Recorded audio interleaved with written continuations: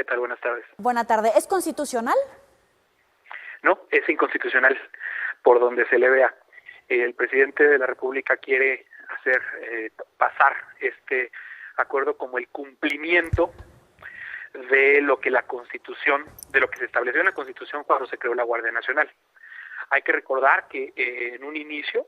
en 2018, a finales de 2018, el presidente propuso al Congreso una Guardia Nacional militar,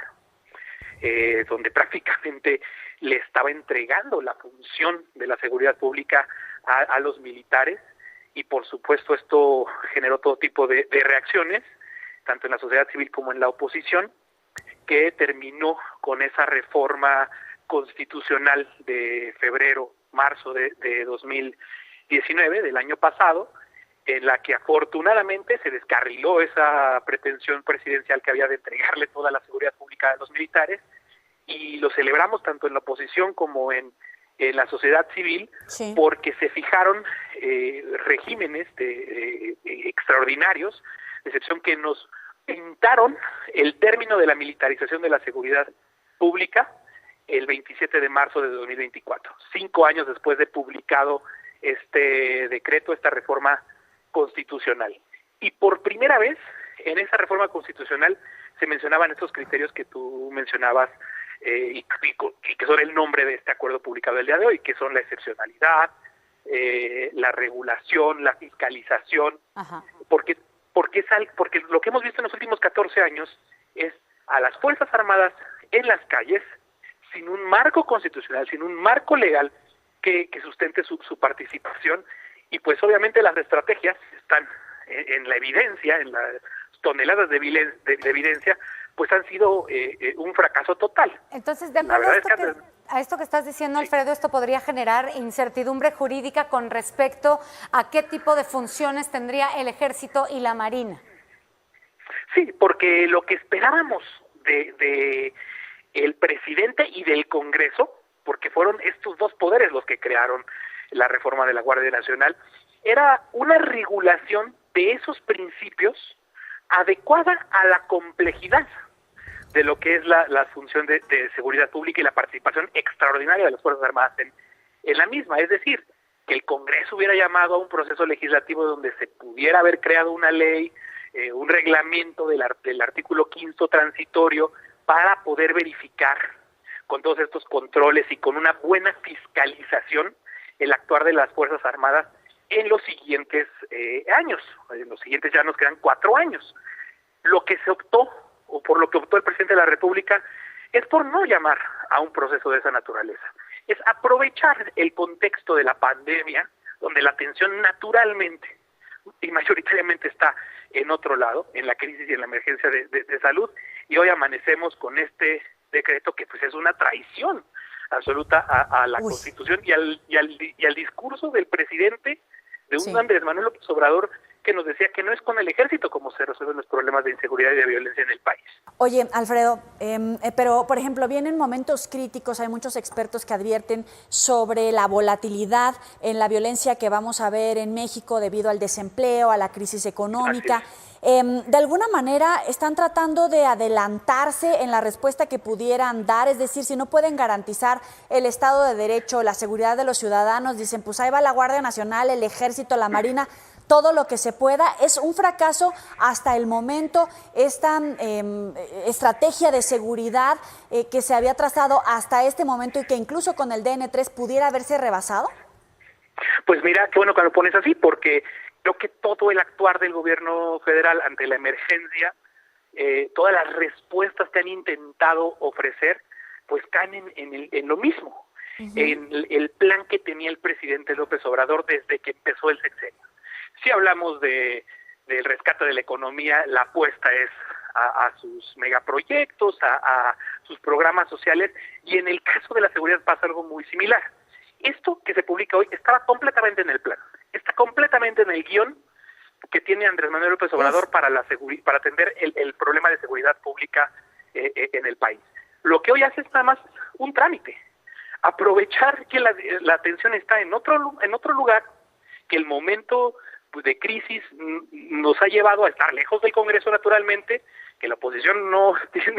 la verdad, gran participación en lo que pasa en la vida pública y mucho menos en estos meses. Y entonces él concreta ese trámite con el que ya había planeado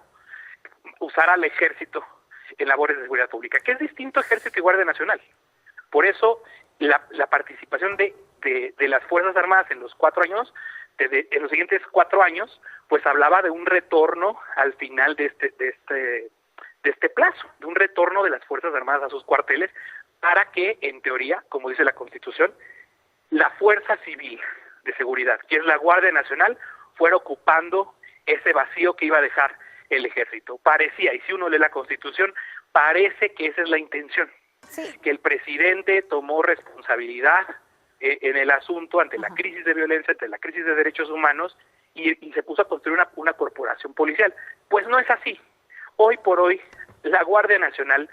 son militares y marinos con una etiqueta de Guardia Nacional, con un uniforme más o menos distinto y nada más que eso. Y del otro lado, las corporaciones que ya son castrenses, que siempre han sido castrenses, la Marina y el Ejército, pues están actuando y ahora van a seguir actuando bajo el cobijo, creen ellos, de este acuerdito que publica hoy el presidente, que es totalmente violatorio de la Constitución, totalmente violatorio de incluso el derecho interamericano. Tenemos la obligación como país de que esos principios de regulación, de fiscalización, de complementariedad,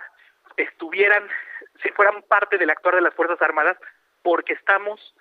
se supone, en el cumplimiento de la sentencia de una sentencia de desaparición forzada de la Corte Interamericana de Derechos Humanos. Entonces, hasta esas instancias, hasta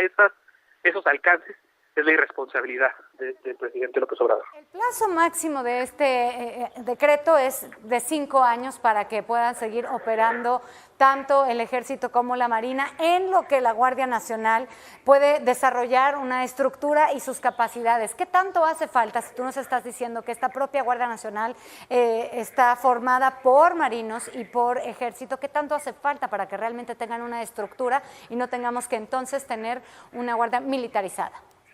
Pues me encantaría respondértelo, pero realmente al día de hoy no tenemos la información suficiente porque no nos están dando la información suficiente. Hay ya muchas solicitudes de acceso a la información pública que se han hecho tratando de entender cómo se está componiendo la Guardia Nacional, cómo esta corporación civil, esta Policía Nacional Civil que tendría que ser la Guardia Nacional, está realizando su despliegue, está llevando a cabo sus capacidades o fortaleciendo sus capacidades, y la información es muy pobre hasta el momento. Y lo que sí te puedo decir, o sea, el dato que se tiene es que mayoritariamente son militares haciendo funciones de Guardia Nacional. Ahora, quisiera abordar de otro tema que evidentemente es parte de las noticias más importantes de esta jornada, la declaración de inconstitucionalidad de la ley